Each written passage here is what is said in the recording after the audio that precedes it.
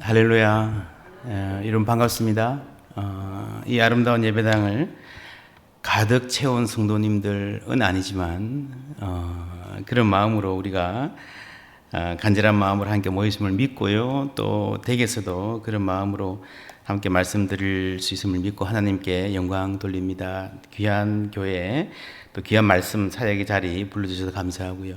환영 감사합니다. 이 태어나도록 하고 박수 딱 치는 거는 이 교회 작품인가요?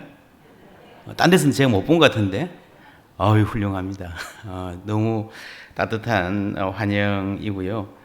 주일날 새 가족 왔을 때도 이렇게 하나요? 예, 이 환영받으면 교회 안 떠날 것 같아요. 예, 반갑습니다. 저는 포항에서 목회하고 있지만 부산에서 자랐습니다. 그래서 이제 부산의 교회들 또 영적 지형에 대해서 관심이 많은데 동네 중앙교회는 제가 부산에 있을 때부터 신대원 다닐 때부터 참 많이 존경받던 신앙의 격조 있는 교회였고요. 지금 정승호 목사님 참 귀한 목사님 모시고 교회도 짓고 사역 잘한다는 소문 잘 듣고 있습니다. 모든 교회가 다 중요하지만 요즘에는 이제 그런 것 같아요. 교회들이 하도 욕을 많이 먹으니까요. 야, 너희들 예수 믿는 사람들 왜 다 그래? 교회들은 왜 다 그래? 이런 말들을 많이 들으니까 지역에 존경받는 교회들이 참 중요해졌습니다. 그러니까 그래 나 말이야. 그래도 모든 교회가 다른 그런 건 아니야. 라고 자신 있게 말할 수 있는, 그죠? 그런 교회가 얼마나 소중한 교회인지 모릅니다. 저는 동네 중앙교회를 하나님이 그렇게 쓰시기를 원합니다. 그렇게 쓰실 수 있는 가장 가능성이 많은, 이제 앞으로 세대에서 그런 것 같은데요. 여러분 앞으로 한 슬라이드 부탁드릴까요? 이거 넘어가게 돼 있습니까? 띄워져 있나요? 예, 은혜가 은혜 되는 교회라고 하는 주제를 제가 오늘 들고 왔는데요.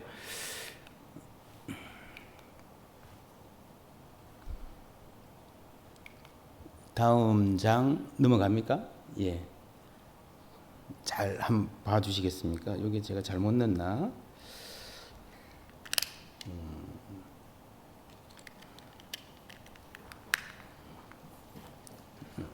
예. 이렇게 여기 좀 띄워져 있나요? 예. 여기 좀 띄워져 있나요?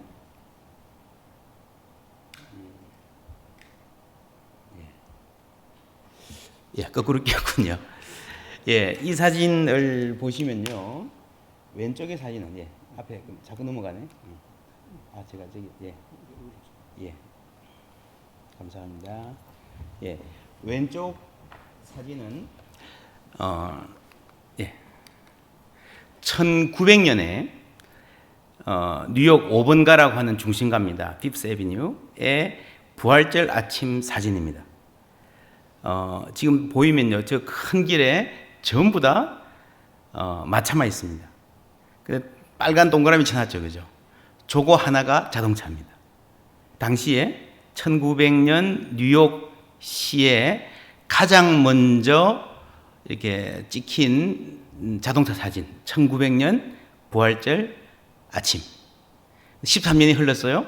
그 옆에는 뭐가 보입니까? 전부 자동차죠. 요 잘 찾아보시면 마차는 딱 한 대 있습니다. 그러니까 13년 동안에 자동차 딱 한 대뿐이고 전부 마차인 거리가 13년 후에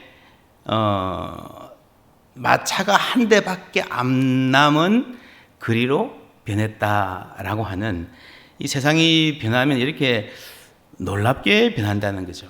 우리는 지금 급변하는 시대를 살고 있습니다. 아주 파도가 높은데요. 한국 교회가 이 위기의 파고를 넘어서 순항할 수 있을까? 혹은 파도가 너무 치면 깨어지는 배도 있잖아요. 못 넘고 깨어져 버리는 난파선이 될 것인가 하는 고민을 아마 많은 분들이 할 겁니다. 예. 중간에 저를 비춰주셔도 괜찮고요. 예, 자유롭게 방송실에 해주시면 좋겠습니다.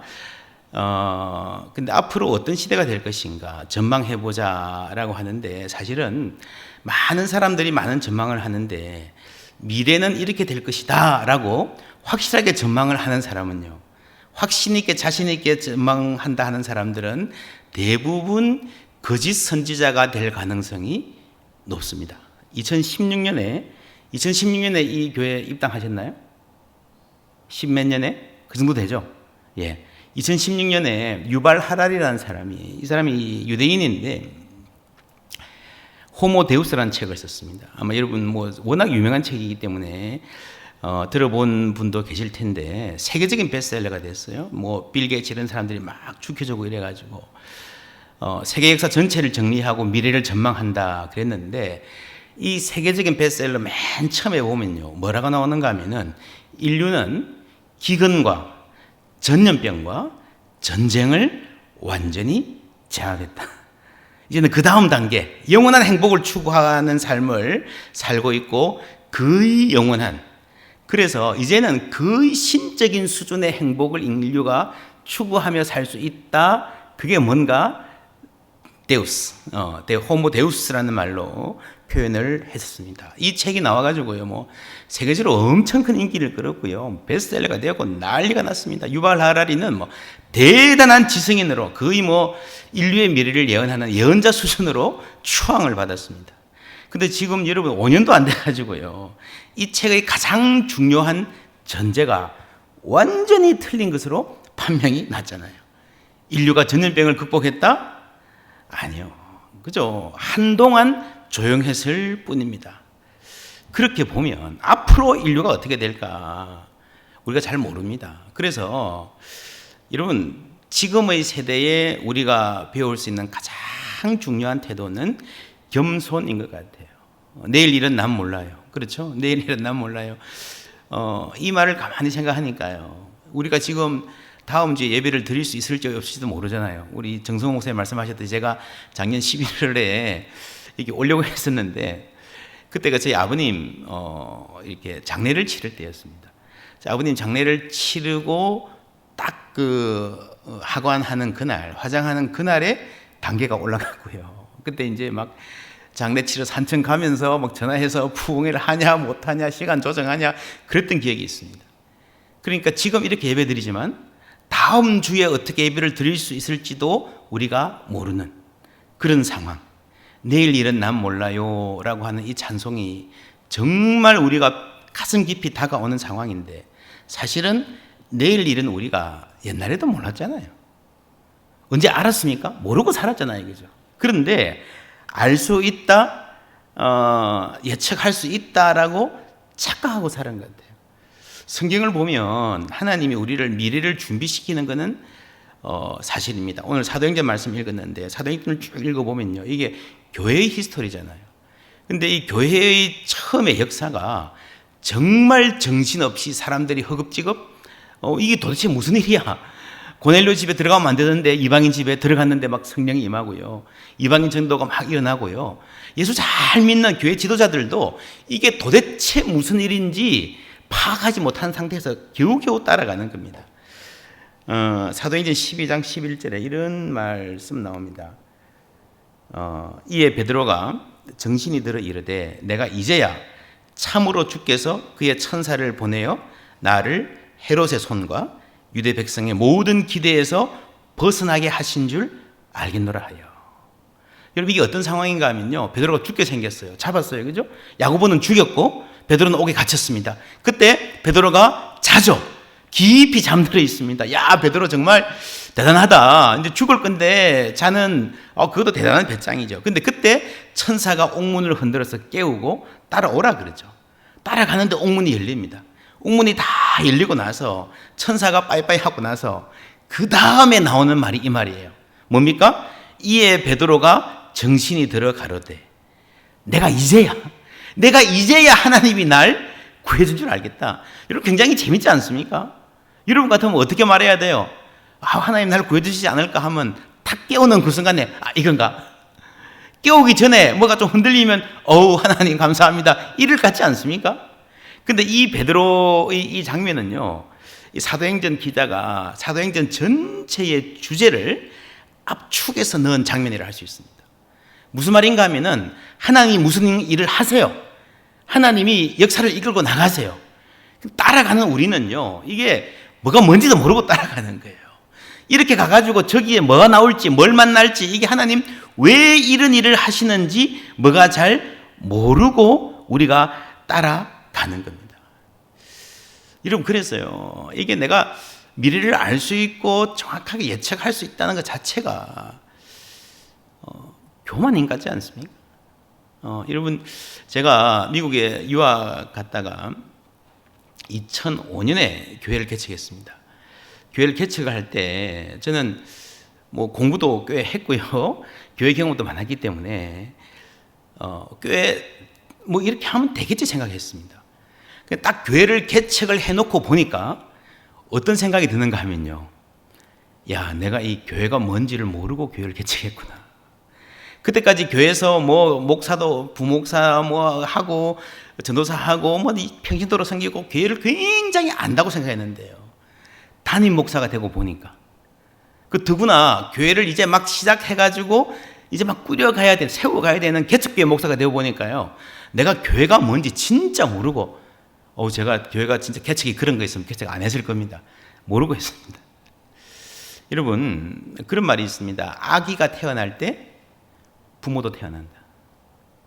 그렇죠? 아기가 응애하고 태어날 때 부모도 응애하고 태어나는 거예요. 그 이전에 부모는 있었어요? 없었어요? 없었죠. 그러니까 여러분 처음 부모 될 때를 생각해 보십시오. 엄마가 뭔지 알고 엄마 됐습니까? 엄마가 이런 거였어. 되고 나서 아는 거예요. 목사가 되는 것도 그렇고요. 여러분 은퇴하는 것도 70 평생 살아도요. 은퇴가 뭔지 은퇴하기 전에 은퇴 생각하고 완전히 다르는 거예요. 우리는 끝까지 모르고 길을 가는 겁니다. 인생은 우리는 모르고 길을 가는데 하나님은 알고 인도하신다. 할렐루야. 그 믿음이 있어야 돼요. 특별히 이런 위기일 때는 그래서 우리는 허겁지겁 베드로처럼 이제야 알겠구나. 이제 조금 알겠다 하고 따라가도 잘 가는 겁니다. 그러니까 교회가 어떻게 될 거라 내가 예측할 수 있다는 것 자체가 엄청나게 큰 교만인데 우리가 한국 교회가 지금 당한 위기를 생각해 보면요. 대략 이 정도 생각을 할 수 있습니다. 예. 슬라이드 보여주시면요.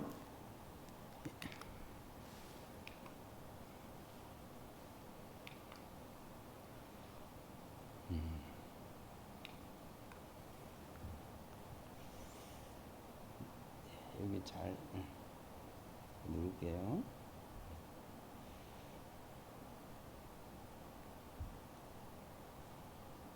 한국교회의 위기를 뭐 많아요. 굉장히 많은데 가장 큰 거로 보면 세 가지 정도로 볼 수 있습니다. 하나는 교회가 부정적인 이미지를 얻었죠. 이거 뭐 부인할 수 있는 사람은 없을 겁니다. 이게 뭐 물론 억울한 부분도 있어요. 그죠?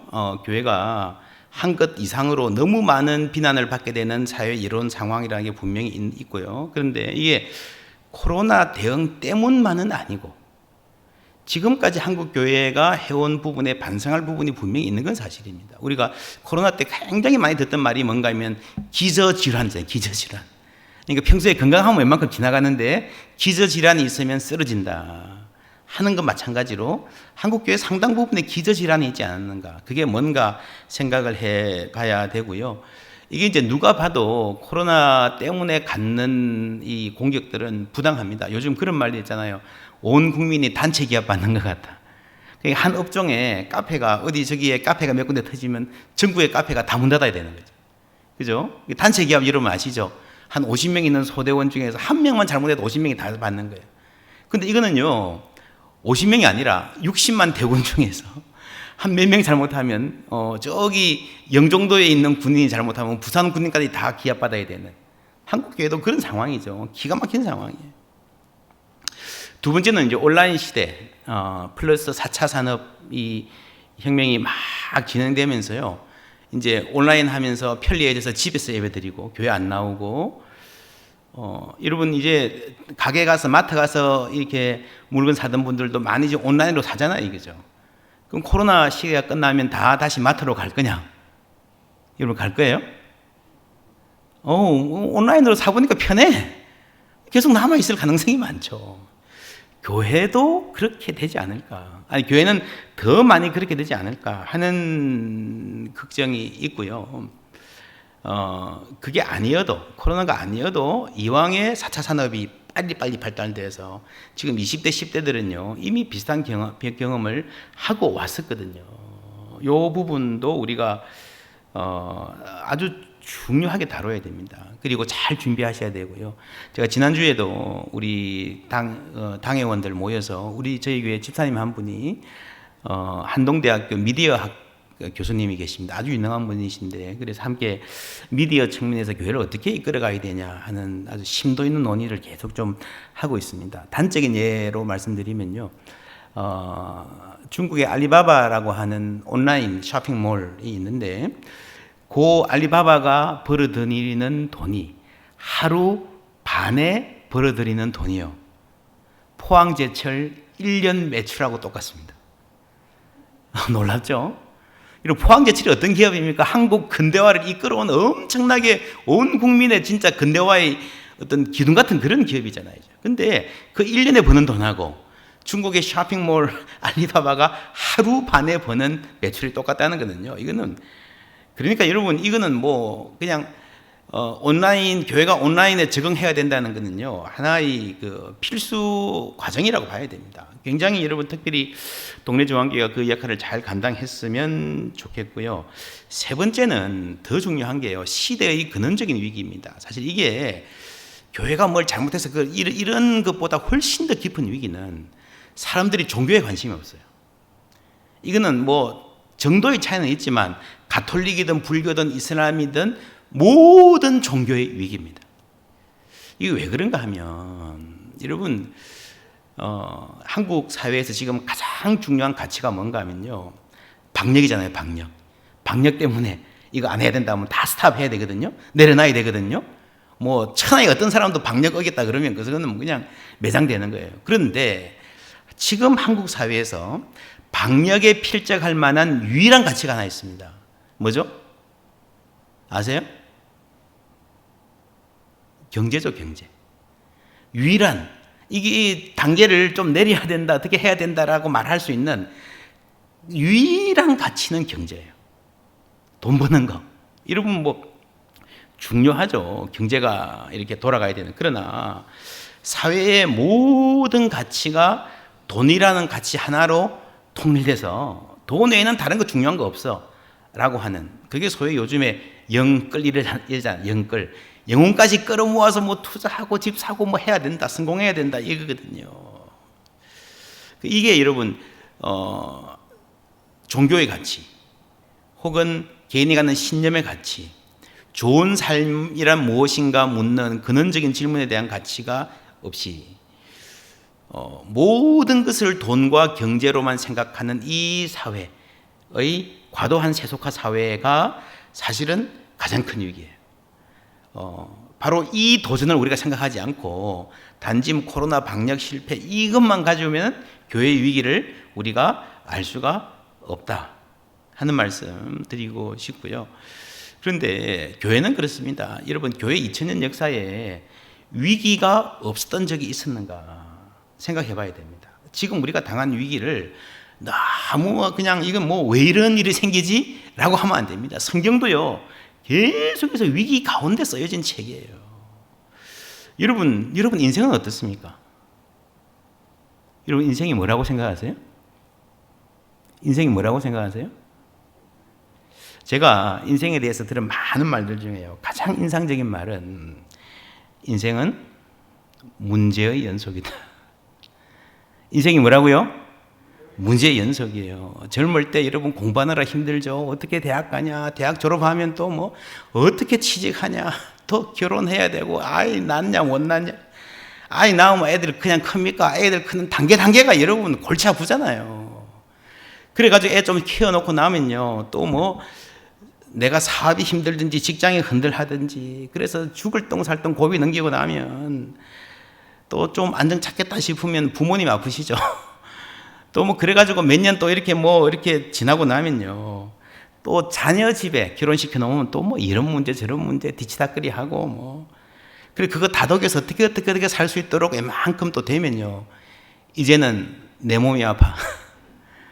내가 갈 때가 다 된 것 같아요. 대부분 여러분 인생의 스토리를 들어보면 다 그래요. 뭐 많은 거 있는 것 같지만 한마디로 인생이 뭐라고요?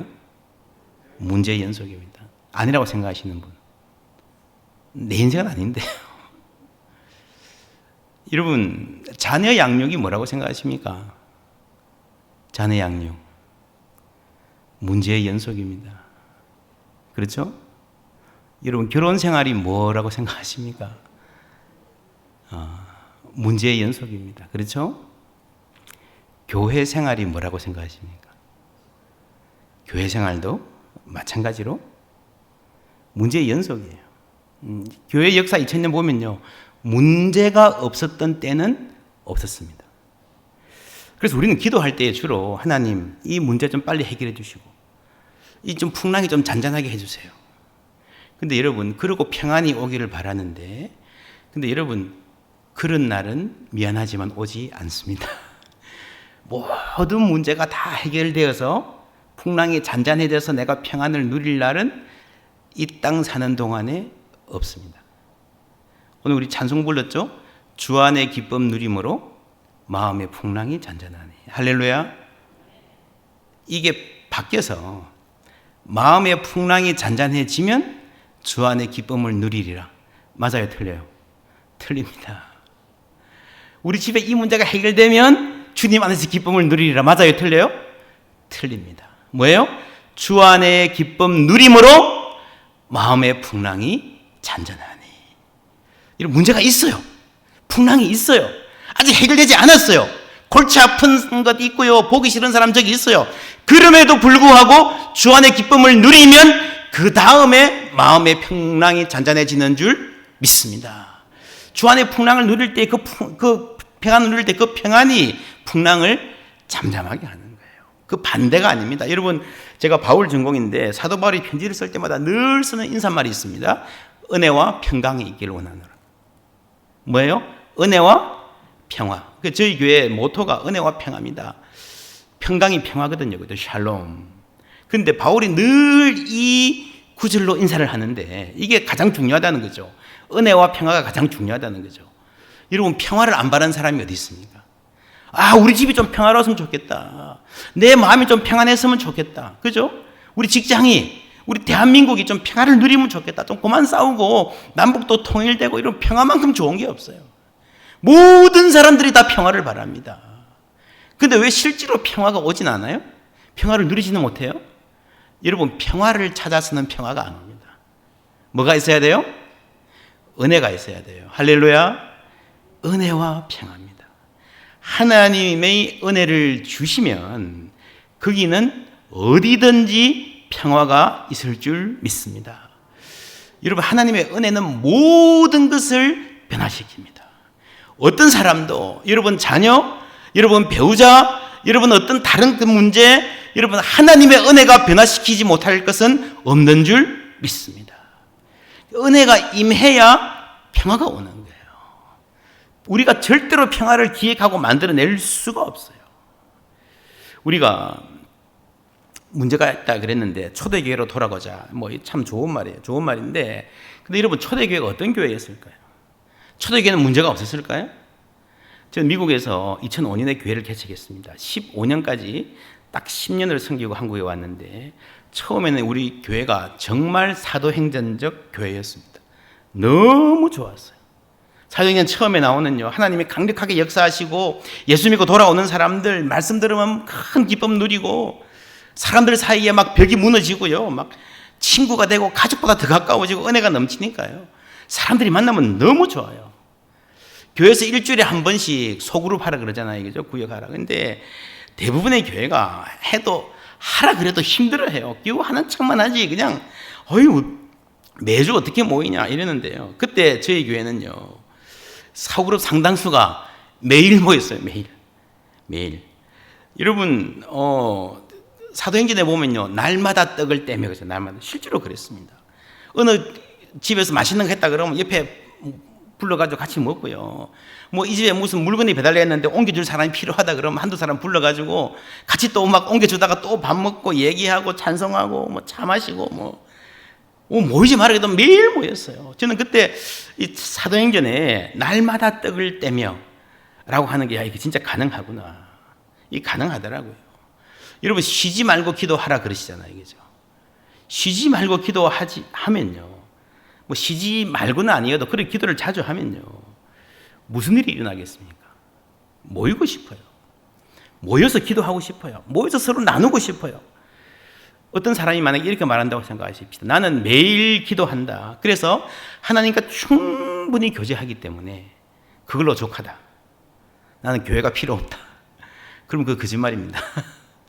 정말 우리가 기도하고 하나님 만나면요, 성도들을 사랑하고 모이고 싶어 하게 되어 있어요.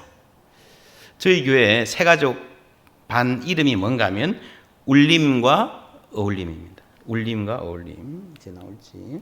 예. 울림과 어울림. 멋지죠? 하나님이 우리 마음에 울림을 주시면요, 반드시 그건 사람끼리의 어울림으로 나타나게 되어 있다. 요즘에 이제 교회들이 못 모이니까 흩어지는 교회 이런 말 많이 하는데, 근데 여러분, 흩어지는 교회가 되는 게 참 중요한데, 모이는 교회가 되지 않고 열심히 모이지 않고 흩어지는 교회가 될 수 없어요. 그냥 흩어져서 지 맘대로 살아가는 거지. 여러분, 하나님 중심으로 모이지 않고 어떻게 여러분 역동적으로 선교적으로 흩어지는 교회가 되겠습니까? 그래서 저는 시카고에서 교회를 개척을 했는데 하나님 은혜로 순식간에 100명이 넘고요. 2년이 되기 전에 처음 이렇게 빌렸던 교회가 너무 좁아가지고요, 옮겨야 될 상황이 됐습니다. 그런데 그렇게 아름답게 뜨겁게 모이던 교회가 처음에는 천국 같았는데 조금 지나니까요, 얼마나 골치 아픈 일이 많이 생기는지. 여러분, 사도행적인 교회가 어떤 교회인가? 환상적인 교회다. 맞는데 저는 환상적으로 고생 많이 했습니다. 얼마나 고생 많이 했는지 모릅니다. 아마 목회자들 모여서 이야기해봐도 고생한 걸로 치면 그 10년 목회 동안에 정말 별일을 다 당했습니다. 사도행전에 1장에서 2장, 4장까지는 이상적인 교회가 나옵니다. 물론 4장에서 핍박을 받죠. 잡아 가두고 예수 믿으면 죽인다, 협박도 받고. 그런데 굴하지 않고요, 모여서 열심히 기도합니다. 하나님, 우리가 계속해서 열정적으로 전도할 수 있게 해주십시오 하니까, 그 다음에 어떤 일이, 우리 다 같이 읽어볼까요? 빌기를 다음에 모인 곳이 진동하더니 무리가 다 성령이 충만하여 담대히 하나님의 말씀을 전하니라. 예, 담대히 하나님의 말씀을 전하니라. 이게 사도행전 4장의 마지막 부분입니다. 32절에 보면요, 믿는 무리가 한 마음과 한 뜻이 되어 모든 물건을 서로 통용하고 자기 재물을 조금이라도 자기 것이라 하는 이가 하나도 없더라. 사도들이 큰 권능으로 주 예수의 부활을 증언하니 무리가 큰 은혜를 받았다는 말이 4장 마지막에 나와요. 외적인 핍박이 많았지만 그 핍박이 교회를 흔들지 못하고, 세상 사람들의 비난이 교회를 흔들지 못하고, 함께 모여서 열정적으로 기도할 때에 교회가 훨씬 더 뜨겁게 성장했습니다. 그런데 이게 4장 마지막인데요, 5장 1절에 보면 어떤 이름이 나오는가 하면은 아나니아라는 사람이 나옵니다. 아시죠? 거짓말했다가 적사했죠. 그 사람을 묻으러 갔다 온 사람이 오자마자 자리에 앉지도 못하고 그 와이프를 또 묻으러 가야 됐습니다. 여러분, 얼마나 큰 충격입니까? 그렇죠? 그 이상적인 아름다운 교회, 그 교회에 이런 일이 일어났어요.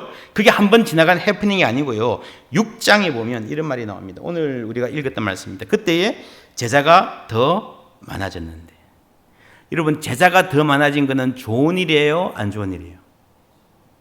성도가 더 많아진 게 좋은 일입니까, 안 좋은 일입니까? 좋은 일이죠. 하나님의 은혜예요. 근데 그 다음에 무슨 일이 생깁니까? 헬라파 유대인들이 자기의 과부들이 매일의 구제에 빠짐으로 어떻게 됐어요? 예, 빠짐으로 삐지니라. 삐졌어요. 원망하는 이 싸움이 생겼어요. 여러분, 교회 은혜가 임했습니다. 그래서 사람들이 많아져요. 하나님이 주신 참 귀한 축복이에요. 그런데 그 은혜가 은혜 되지 못하고, 하나님이 은혜를 주셨는데 어떻게 돼요? 싸우는 이런 일이 생겼습니다. 그럼 여러분, 어떻게 됩니까? 싸우고 시끄러우니까 우리 교회는 더 이상 성장하지 말고 전도하지 말자. 그래야 되겠습니까? 그래야 될까요? 아니죠. 그래서 초대교회에 배워야 되는데 초대교회에 헌신자가 필요했고 교회를 이끌어갈 적절한 조직이 필요했던 거예요. 그래서 여러분, 이 헌신자가 굉장히 중요합니다. 헌신자는 뭐 하는 사람인가 하면요, 로마서 11장 6절에 만일 은혜로 된 것이면 행위로 말미암지 않음이니 그렇지 않으면 은혜가 뭐라고요? 은혜되지 못하느니라. 어떤 교회 가면 하나님이 은혜를 주시는데 그게 은혜가 되지 못해요. 그런 상황이 있죠. 어떤 교회는 하나님이 은혜를 주시면 그게 은혜가 돼요. 여러분, 사실 하나님께서는 모든 그리스도인들에게 모든 교회에 은혜를 주시는 줄 믿습니다. 우리한테만 주시는 거 아니에요. 근데 어떤 교회는 하나님이 은혜를 주시는데 그게 은혜가 되지 못해. 은혜를 다 까먹어버려. 여러분, 은혜를 까먹어버리고요, 본전에 머무는 교회는 없습니다. 은혜를 까먹으면요, 반드시 그게 훨씬 더 손해나게 돼 있어요. 싸우게 돼 있어요. 분쟁하게 돼 있어요. 영적으로 피폐하게 돼 있어요. 그게 위기입니다. 그게 위기입니다. 초대교회가 이 위기를 어떻게 돌파했는가? 지금 한국교회가 위기라 그러는데 어떻게 돌파했는가? 2절에 보시면요, 열두 사도가 모든 제자를 불러 이르되 우리가 하나님의 말씀을 제쳐놓고 접대를 일삼는 것이 마땅하지 아니하니 형제들아, 너희 가운데서 성령과 지혜가 충만하여 칭찬받는 사람 7을 택하라. 우리는 이 일을 그들에게 맡기고, 4절 다 같이 읽습니다. 우리는 아멘. 맡기고 우리는 어디에 힘쓴다? 기도와 말씀 사역에 힘쓰겠다라고 합니다. 자, 유대파, 헬라파 양대 그룹이 이게 우리는 왜 작게 주냐? 우리는 왜 늦게 주냐? 우리는 왜 시원찮은 거 주냐? 이래가지고 막 싸웠어요. 너 저기 편 아니야? 그래서 사실은 교회에 행정적인 필요가 생긴 거예요. 이걸 잘 관리해야 되는, 불평이 없게. 근데 초대교회가 대책을 세운 거는요, 산수에 밟고 물건을 잘 분배하고 행정에 능한 사람을 뽑아서 원망이 없도록 하자 했습니까? 아니죠. 그게 아니에요. 무슨 말을 했습니까? 사도들이 말씀과 기도에 소홀하지 않도록 하자 했습니다. 여러분, 이것이 교회에서 굉장히 중요한 원리입니다. 교회의 행정과 교회를 관리하는 것은 굉장히 중요한데요, 여러분, 행정과 관리가 생명을 살리지 못합니다. 행정과 관리는 아무리 잘해도요, 그것 자체가 은혜가 되지는 않습니다. 하나님이 은혜를 주시는 거예요. 말씀과 기도로 우리가 은혜를 받을 수 있는 거예요. 그래서 교회가 살려면요, 은혜가 은혜돼야 됩니다. 주의 종들이, 사도들이, 여러분, 이게 이 관리 잘해서 불평 없도록 하자 이게 아니고요, 창고 정리 잘하자 이게 아니고요, 이런데 자꾸 시간을 뺏기니까 말씀에 손해가 간다는 거예요. 기도에 집중하지 못한다는 거예요. 여러분, 지금은 이 사도들이, 주의 종이 하나님의 은혜를 주는 통로가 되어 있기 때문에 여러분, 이 통로를 소중히 여기고 잘 보호해야 교회가 사는 거예요. 교회가 부흥하는 거예요. 여러분, 이 동네 중앙교회 교회 참 잘 지었는데 사실은 목회자들 사이에 그런 속설이 있습니다. 많은 교회들이요, 교회를 아주 잘 지어놓고요, 목회가 어려워져요. 그래서 여러분, 그런 말 들어보셨습니까? 교회 잘 지어놓고 목사 쫓겨난다. 그런 이야기 있죠, 그죠? 물론 이제 거기에 좀 과장도 있겠지만, 왜 그런가 하면, 그게 이제 뭐 교회 짓는 과정에서 갈등 이런 건 사실 그렇게 중요하지 않습니다.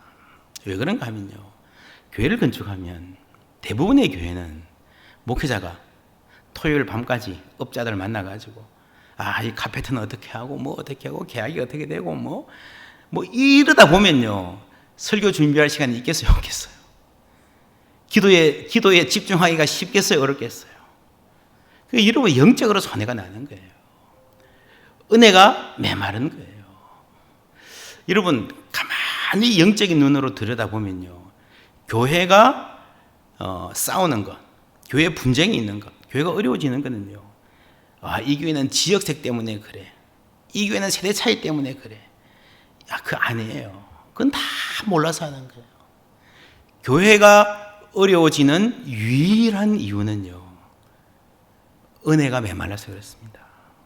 어떤 교회든 그렇습니다. 아무리 어려운 상태에서도 여러분 코로나든 전쟁이든 전쟁 가운데 천막 치고 모여도요, 하나님이 은혜를 주시면 그곳에 영들이 살아나는 줄 믿습니다.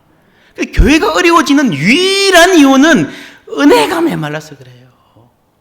그래서 여러분 우리가 은혜를 사모해야 됩니다. 그리고 온 교회가 은혜를 사모하되 헌신자들이 해야 될 일은 뭔가 하면요, 하나님이 우리에게 은혜를 주실 때에 그게 은혜가 은혜 되게 만들어야 돼요. 그 첫 번째가 오늘 성경 나오는 그대로 우리 헌신자들이, 특별히 여러분 교회 중직들이, 장로님들이 목사님을 보호해야 돼요. 목사님을 보호하는 것은 뭔가 하면요, 우리의 은총의 통로를 보호하는 겁니다. 여러분, 모든 성장하는 교회, 부흥하는 교회는 교회가 최선을 다해서 목사님을 섬깁니다. 그거는 그냥 목사님을 사랑해서 내가 목사님한테 자랑하고 복받기 때문에, 물론 그렇습니다. 그게 아니고요. 정말 목사님들이, 주의 종들이 소중한 일에 집중할 수 있도록, 다른 일들은 여러분 교회가 보호를 하고 맡아주는 겁니다. 여러분, 그래서 그게 장로님들과 중직자들의 굉장히 중요한 사명입니다. 히브리서 13장 17절 말씀 우리 다 같이 읽어볼까요? 네.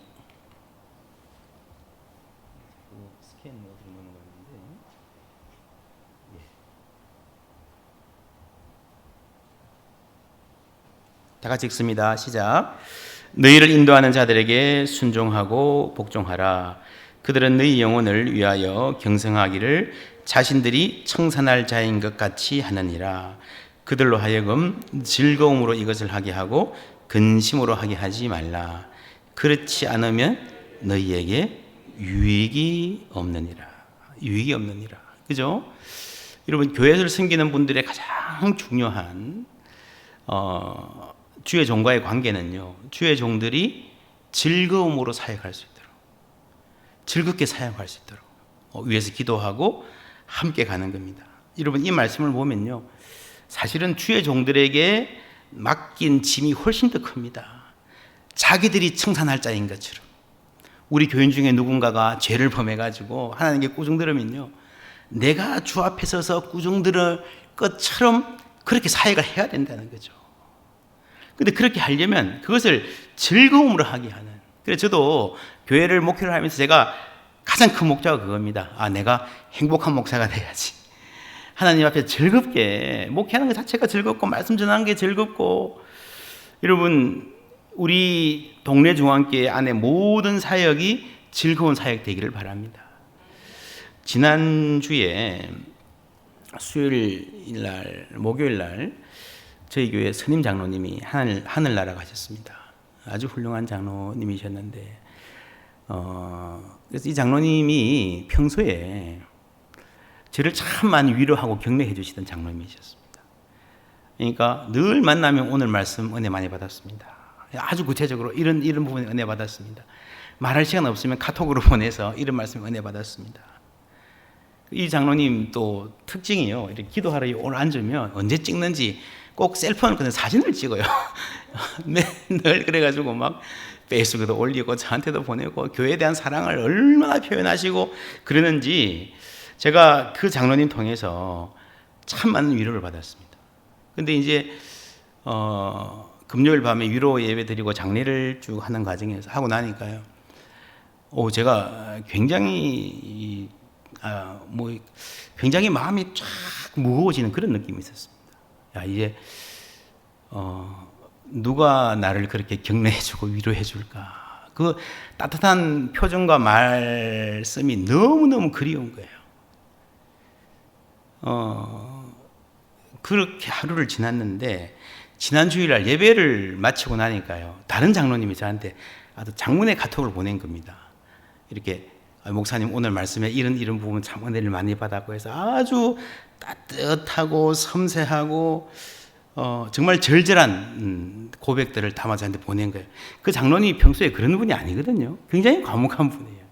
처음으로 그런 카톡을 보낸 거예요.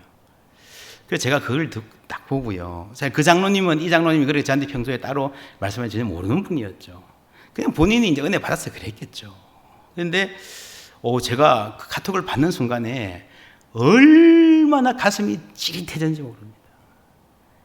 하나님이 나를 위로하시는구나. 여러분, 하나님이 하시는 줄 믿습니다. 예. 정말 하나님이 섬세하게 이 박영호 목사가 오늘쯤이면 굉장히 많이 힘들 수도 있는 날인데 우리 수석 장로님이 떠나신 그 자리에 어떤 장로님이 본인은 전혀 몰랐겠죠. 근데 그런 어떤 평소와 같은 위로를 주시는 걸 보고 하나님이 나를 위로해 주시는구나. 이 말씀 듣고 우리 정성호 목사님 내가 안 해도 하나님 위로해 주시겠지 하라는 말은 아닙니다. 여러분이 쓰임 받는 은혜가 있기를 바랍니다.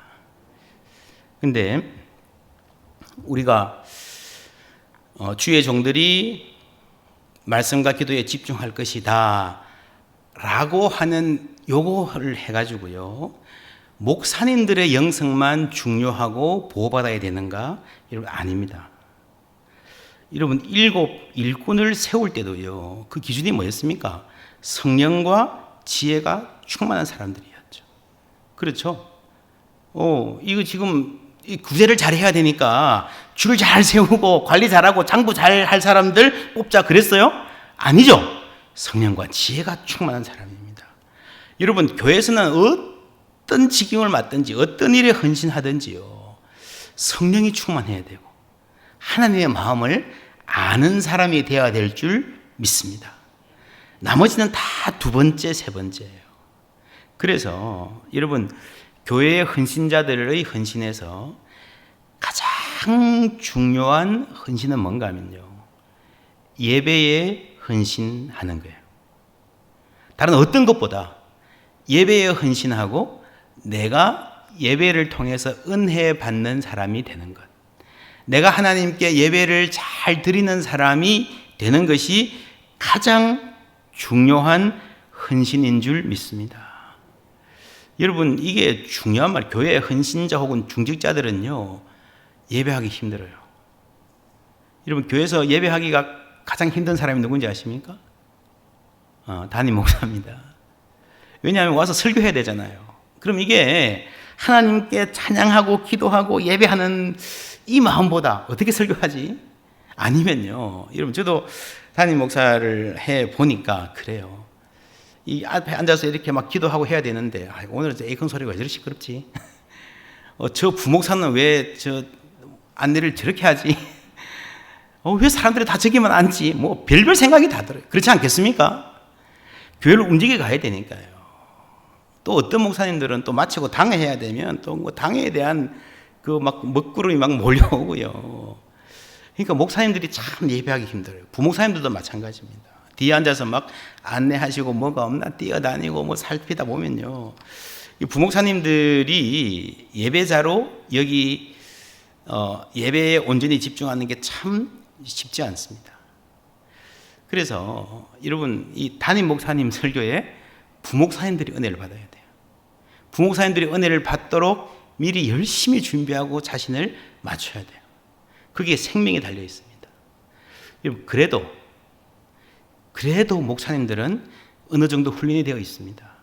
자기 신앙을 갈무리하고 예배에 바쁜 가운데도 집중하고 하나님께 집중하는 훈련이, 그래도 목사니까 신학교 때부터 자신을 다듬기 때문에 훈련이 되어 있는데, 제가 볼 때에 뭐 동네 중앙교는 모르겠습니다.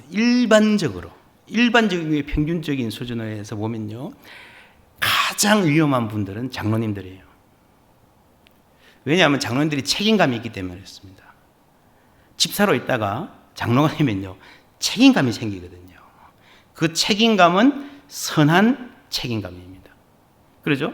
교회 와서 이렇게 돼야지, 저렇게 돼야지, 이런 이야기 해야지, 어떤 분하고는 이렇게 또 조율을 해야지, 이런 생각하다 보면요, 예배에 집중하기 힘들어요.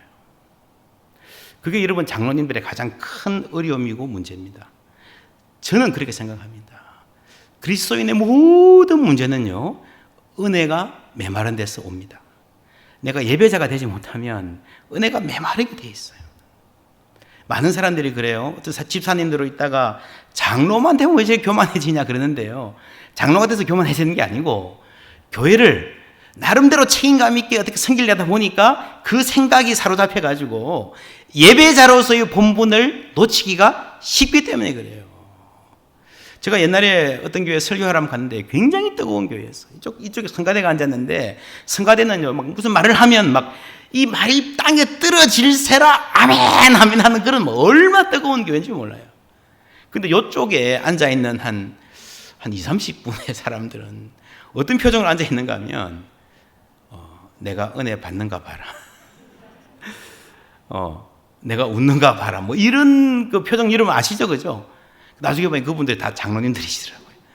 은퇴 장로님들, 시무 장로님들 다 모여 앉아 계신데, 제가 정말 그 교회를 위해서 많이 기도하게 되더라고요. 여러분, 장로님들뿐 아니라 교회 학교 선생님들도 그렇고요. 주방에서 봉사하시는 분들도 그렇고요. 그렇습니다. 주방 봉사하려면 그게 먼저 마음이 가잖아요. 신방 가면요, 그럴 때가 있습니다. 신방하고 나서 식사 준비를 하면 목사가 가가지고 신방 하느라고 열심히 그 집안 위해서 말씀 준비하고 설교하잖아요. 그죠? 저기 국이 끓고 있어. 어떻게 해요? 일어나서 가요. 그럼 이제 목사님 어떻게 해야 됩니까? 신방 대원들이 있고 그 사람 들으라고 설교 준비했는데, 그럼 설교를 계속 해야 돼요? 멈춰야 돼요? 어떻게 할까요? 어떻게 할까요? 멈추면요, 저기 국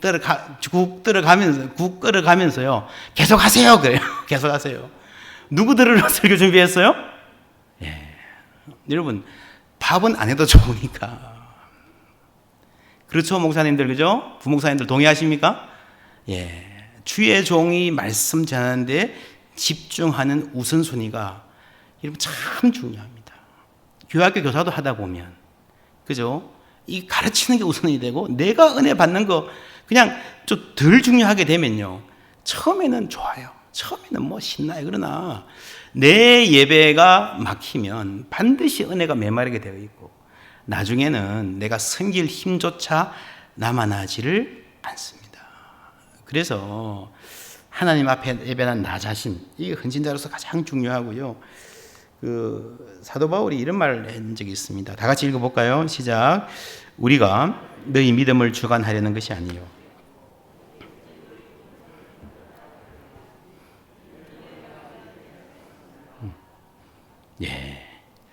서로 너희 어떤 사람? 기쁨을 돕는 자가 되려 함이니. 기쁨을 돕는 자가 되려. 이 모든 헌신자들의 자세가 되어야 됩니다. 여러분, 성가대 대장이 있습니까? 성가대 대장의 가장 중요한 직무는요, 성가대원들이 기쁘게 사역할 수 있도록 하는 겁니다. 교회학교 부장들의 가장 중요한 직무가 뭡니까? 교회학교 선생님들이 기쁘게 사역할 수 있도록.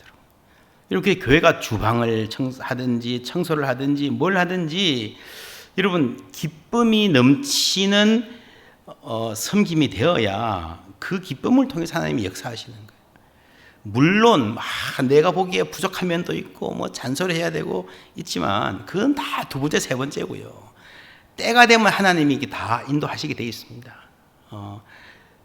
그래서 우리가 서로 함께 기쁨을 돕는 사람이 되는 게 중요하고요. 조금 넘어가겠습니다. 여러분, 헌신자의 아주 중요한 자세가 이겁니다. 그런즉 내 상이 무엇이냐? 내가 복음을 전할 때에 값없이 전하고, 복음으로 말미암아 내게 있는 뭐를? 권리를 어떻게 한다고요? 다 쓰지 아니하는 이것이로다.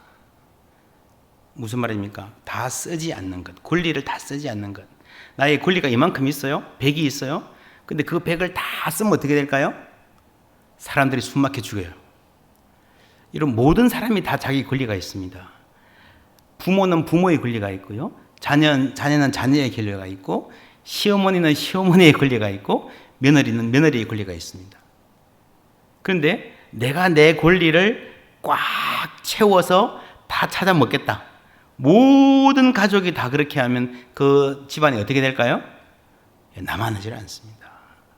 성경의 원리는 내게 있는 권리를 다 쓰지 않고 남겨둬야 돼요.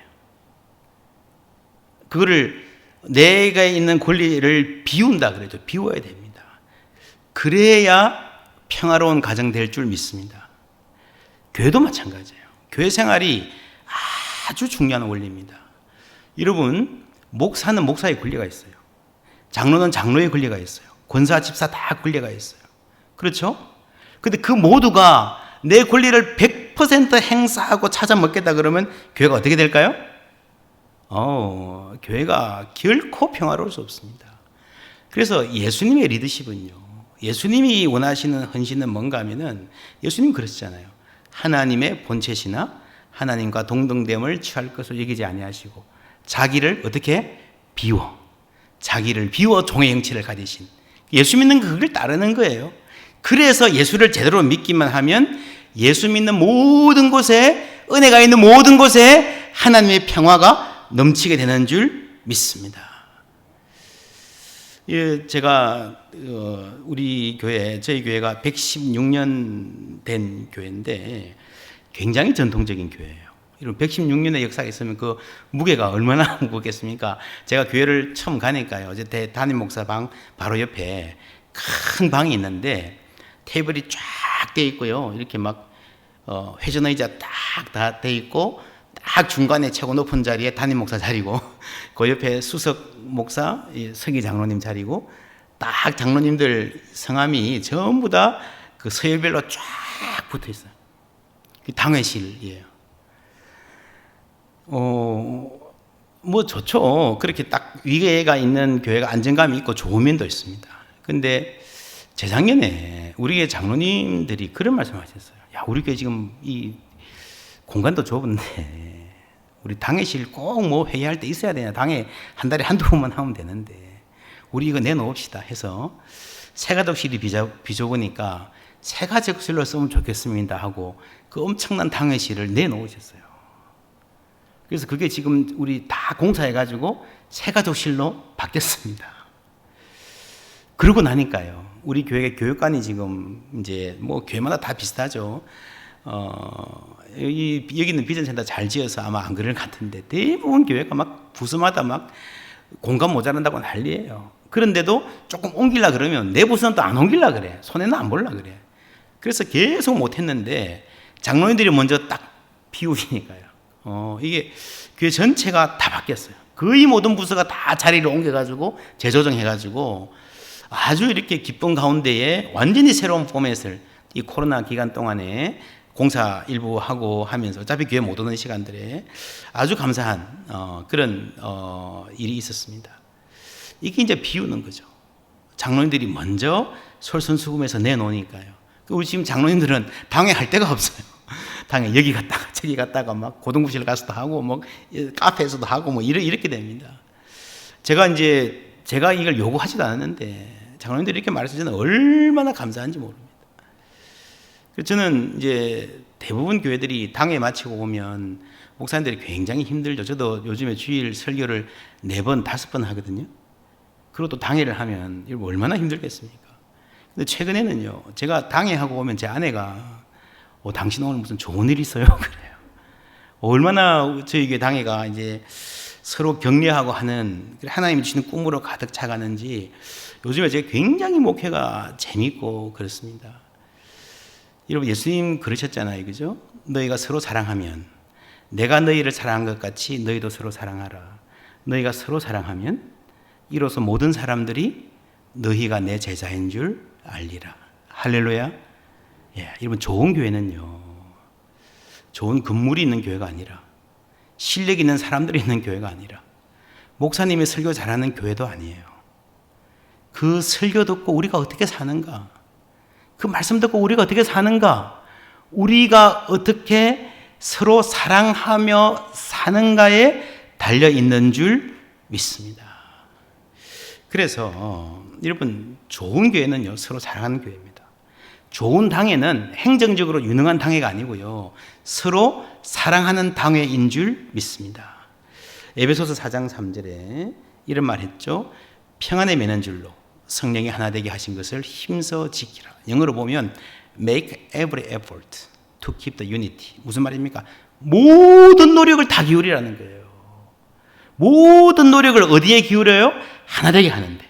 성령께서 이미 우리에게 주신 하나됨의 은혜를 지키는데 모든 노력을 기울이는 교회 되시기를 주님의 이름으로 축원합니다. 여러분, 이런 말 여러분 아마 아실 거예요. 워낙 유명한 말이어서. 본질적인 것에는 뭐를? 일치를. 비본질적인 것에는 뭐를? 자유를. 그리고 이 모든 것에 사랑을. 이거 너무 멋진 말이죠. 여러분, 교회들이 주로 분쟁하고 그러는 거 보면요, 사실 본질적인 거 가지고 분쟁하는 경우는 거의 없습니다. 그렇죠? 어떤 교회들은 뭐 예배 음악을 어떻게 할 거냐, 뭐 찬송가냐, 뭐 현대 음악이냐, 그거 가지고 뭐 굉장히 많이 싸우고요.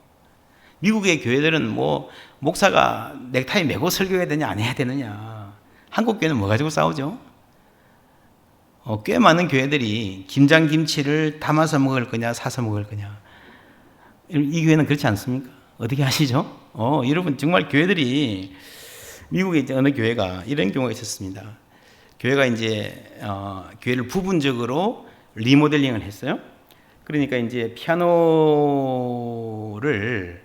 놓을 위치가 약간 애매해진 거예요. 그래서 한쪽에서는 이 피아노를 위에 올리자 그러고, 한쪽에서는 피아노를 내리자 그러고, 이게 싸움이 붙었어요. 근데 이걸 자꾸 이야기하다 보니까 막 감정도 상하고 막 이래가지고요, 막 교회가 완전히 그냥 막 피아노 올리자는 파와 내리자는 파가 나눠져 가지고 뭐 엄청나게 싸운 거예요. 막 그러다가 이게 막 감정 싸움이 돼서 교회가 두 개로 쪼개졌어요. 피아노 때문에. 그런데 한 몇 년 후에 이쪽 피아노 이쪽과 저쪽의 두 장로님이 어떤 마트에서 만났대요. 그래서 앞에서 이제 이야기하다가 이제 몇 년 지났잖아요, 이거죠? 옛날 이야기 하면서, 그때 우리 그래 많이 싸웠지, 뭐 이렇게 싸웠지 하면서 하는 말이, 근데 그때 그 피아노 당신이 올리자 했던가 내가 올리자 했던가 그러더래. 여러분, 시간 지나면 뭘 위해서 싸웠는지도 희미해져요. 그게 다 뭡니까? 비본질적인 거예요. 여러분, 그리고 정말 중요하고 하나님 섬기는 일에 우리가 집중한다면요, 여러분, 교회에는 하나님의 복음이 있고 교회에는 하나님의 은혜가 있기 때문에 교회가 교회 되기만 하면, 여러분, 교회는 다시 세상의 빛이 되고 세상의 소망이 될 줄 믿습니다. 너희가 서로 사랑하면, 너희가 복음대로 살기만 하면. 여러분, 예수님 그러셨잖아요. 너희는 세상의 빛이라. 산 위의 동네가 숨겨지지 못할 것이요. 산 위의 동네가 숨겨지지 못할 것이요. 무슨 말입니까? 산 위의 동네가 숨겨지지 못할 것이다. 이 말은요, 빛이 있으면 그 빛을 비추기가 어려워요? 감추기가 어려워요? 무슨 말이에요? 산 위의 동네가 숨겨지지 못할 것이요. 동네가 있으면 빛이 나갈 거 아닙니까? 그죠? 그러면 그 빛을 비추려고 노력 안 해도 비추게 된다는 말이에요. 감추기가 더 어렵다는 말이에요. 너희는 세상의 빛이라 라는 이 빛이 무슨 빛인가 하면요, 생활의 빛이에요. 생활의 빛. 여러분, 이스라엘 가보시면요, 대부분 동네들은 전부 다 산 위에 있습니다. 산 위에 동네가 있으면 어떻게 될까요? 생활을 하려면 뭘 켜야 돼요? 불을 켜야 되잖아요. 멀리서 보면 표시가 나는 게 당연하죠. 그 빛을 감추기가 훨씬 더 어렵다는 겁니다. 여러분, 아마 대부분의 여기 계신 분들이 그거 기억하실 거예요. 등화관제 아세요? 민방위 훈련, 그죠? 옛날에 저희들 어릴 때, 여러분, 그때 등화관제 이렇게 하는 거 보면 아시죠? 뭐 모르시는 분에서 설명을 하면은, 지금 오늘 저녁에 북한 비행기가 여기를 쳐들어와서 이렇게 공격하려고 그래요. 폭격하려고 그래요. 여기는 사람이 사는 동네라는 걸 숨겨야 돼. 어떻게 해야 됩니까? 불을 다 꺼야 되죠. 불만 끈다고 됩니까? 전부 다 막아야 되죠. 그죠? 저도요, 제가 어릴 때 이렇게 형제들하고 같이 막 이불 뒤집어 쓰고 등화 간제하던 민방위 훈련하던 그 기억이 있는데, 라디오 켜놓잖아요, 그죠? 라디오에서 저기 무슨 동네에 불 있습니다, 끄세요, 이런 말이 들려요. 근데 그 무슨 동네, 수십 킬로 밖에 있는 무슨 동네에 살짝 새어나오는 빛이 어떤 빛인가 하면요, 전자 밥통에 보온하고 있는 빛이죠. 그게 그렇게 새어나와요. 전부 다 깜깜하면 그 빛이 그렇게 새어나와요. 혹은 연탄불, 담배불. 이게 무슨 말인가 하면요, 여러분, 산 위에 동네가 있고 그 동네가 정상적인 생활을 한다면 그 빛이 감추기가 어려워요, 비추기가 어려워요? 감추기가 어렵다는 거죠. 그게 무슨 말입니까? 산 위의 동네가 숨겨지지 못할 것이요. 할렐루야. 예, 그게 여러분 교회예요. 여러분, 교회는요, 모든 교회에 하나님이 다 은혜를 주십니다. 모든 그리스도인들에게 다 하나님께서 성령을 주십니다. 문제는 우리가 은혜되는 교회가 되는 거예요. 그래서 여러분, 사실은요, 우리가 하나님께 영광 돌리기 위해서 어떤 특별한 교회가 될 필요 없어요. 하나님께 영광 돌리기 위해서 특별히 큰 교회가 될 필요 없어요. 우리가 세상의 빛이 되기 위해서 어떤 탁월한 대단한 교회가 될 필요 없어요. 교회가 교회되면 되는 줄 믿습니다. 하나님의 말씀이 있는 모든 곳에, 그 말씀대로 살아가는 그리스도인이 있는 모든 곳에 하나님께서 그 사람들을 통해서 세상의 빛을 비추시는 거예요. 그래서 예수님 뭐라 그랬습니까? 너희는 세상의 빛이 되라 그러셨어요? 너희는 세상의 빛이라 그러셨어요? 빛이 되라 그랬습니까? 아니죠. 빛이라 그러신 거예요. 할렐루야. 빛이 되라 하는 거하고 빛이라 하는 거하고 엄청난 차이죠. 빛이 되자, 빛이 되자, 빛이 되자 아니고요. 이미 예수님께서 우리를 세상의 빛이라, 소금이라 선해 주신 줄 믿습니다. 은혜를 주시는 거예요. 우리 교회는요, 그 은혜만 안 까먹으면 돼요. 그 은혜가 은혜만 되기만 하면 돼요. 그 일에 부름받은 사람들이 누굽니까? 헌신자들입니다. 여러분, 우리가 아무리 탁월해도요, 아무리 열정적이어도요, 아무리 헌신적이어도요, 우리가 은혜를 줄 수는 없어요. 목사가 은혜를 줄 수는 없어요. 장로님이 은혜를 줄 수 없어요. 오직 하나님이 주시는 줄 믿습니다. 우리가 할 일은 하나님께 초점 맞추고 그 은혜가 은혜되게 하는, 그래서 최선을 다해서 예배하는 사람, 기도하는 사람, 특별히 교회에서 중요한 사역 맡은 분들이 사역 잘 감당할 수 있도록 함께 보호하고 서로 축복하고 격려하는 교회 함께 만들어 가시기를 주님의 이름으로 축원합니다. 정말 중요한 때입니다. 여러분, 이 정말 중요한 때에 그래도 동네 중앙교회, 여러분, 제가 볼 때 영적으로 동네 중앙교회만큼 기반을 갖춘 교회는 참 보기 힘듭니다. 이 시대의 이 지역에서, 한국 교회에서 여러분들이 이 교회가 담당해야 될 사명이 분명히 있습니다. 하나님 계속해서 은혜 주시는 교회 될 줄 믿습니다. 그 은혜가 은혜 되게 하는 우리 헌신자 여러분들 다 되시기를 주님의 이름으로 축원합니다. 기도하겠습니다. 하나님 감사합니다. 주께서 이 땅에 교회를 세우시고 하나님께 영광 돌리며 말씀 가운데 살아가는 사람들로 붙들어 주심에 감사드립니다. 주님 사랑하시는 동네 중앙교회 귀한 믿음의 공동체 주님 붙들어 주시어서 말씀대로 살며 하나님 사랑하며 서로 사랑하며 이 땅에 빛된 소명 잘 감당할 수 있도록 은총 베풀어 주시옵소서. 특별히 우리의 예배를 지키시고 하나님 어려운 때이지만 함께 모이는 것도 힘든 때이지만 하나님 앞에 예배자로 서는 일에 우리의 모든 것을 걸고 최선을 다하여 은혜가 은혜되는 교회 함께 세워갈 수 있도록 은총 베풀어 주시옵소서. 예수 그리스도의 이름으로 기도하옵나이다. 아멘.